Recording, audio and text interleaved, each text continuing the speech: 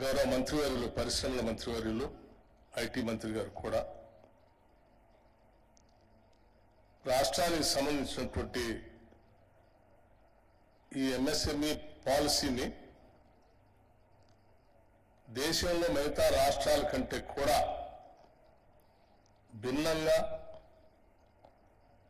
ఈ సూక్ష్మ చిన్న మరియు మధ్య తరహా పరిశ్రమల అభివృద్ధి కోసం తీసుకోవాల్సిన అన్ని చర్యల్ని అందులో పొందుపరిచి ఒక అద్భుతమైనటువంటి పాలసీని రాష్ట్ర అభివృద్ధికి అట్లాగే ఈ చిన్న సూక్ష్మ పరిశ్రమలపై ఆధారపడి ఉన్నటువంటి పారిశ్రామికవేత్తలకి అందులో పనిచేసే వాళ్ళందరికీ కూడా ప్రోత్సహించడానికి కావాల్సిన అన్ని అంశాలని అందులో పొందుపరిచి వారు ప్రకటించినందుకు రాష్ట్ర ప్రభుత్వం తరఫున వారికి ప్రత్యేకంగా ధన్యవాదాలు తెలియజేస్తా ఉన్నాను.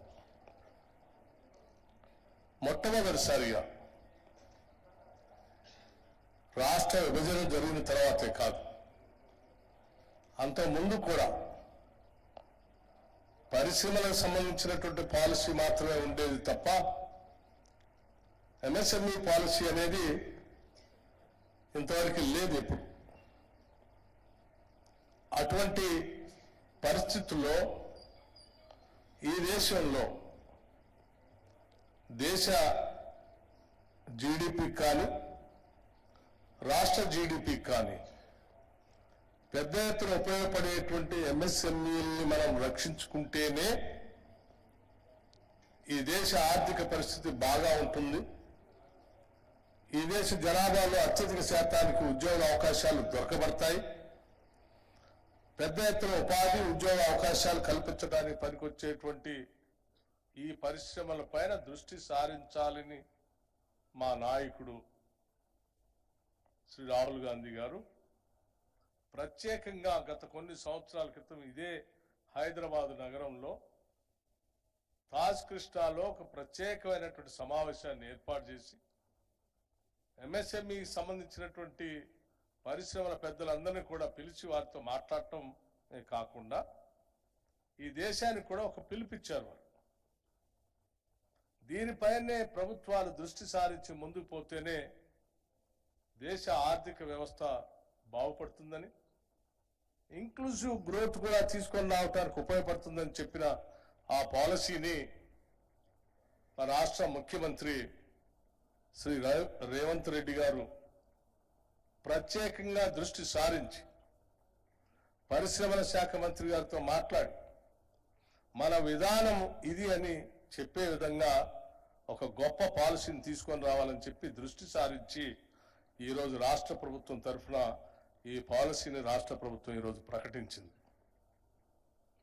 ఈ ప్రభుత్వం యొక్క దృష్టి ఎంఎస్ఎంఈల పైన ఎంత బాగా ఉంది అని చెప్పడానికి ఇంతకంటే ఉదాహరణ ఏమీ లేదని నేను భావిస్తా ఉన్నాను.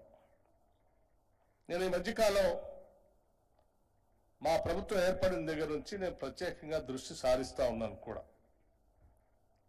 మా ముఖ్యమంత్రి గారు రేవంత్ రెడ్డి గారు, పరిశ్రమల శాఖ మంత్రి గారు, పరిశ్రమలకు సంబంధించిన ఇతర ఉన్నతాధికారులను వెంటబెట్టుకొని వారు దావోస్ వెళ్ళారు. ఆ తర్వాత అమెరికా వెళ్ళారు. ఆ తర్వాత కొరియా కూడా వెళ్ళారు. దావోస్ వెళ్ళినప్పుడేమో దాదాపు ఒక 45 నుంచి 50 వేల కోట్ల దాకా పెద్ద పెద్ద పరిశ్రమలు ఈ రాష్ట్రంలో పెట్టడానికి కావాల్సిన ఎంఓయూలు చేసుకొని వచ్చారు.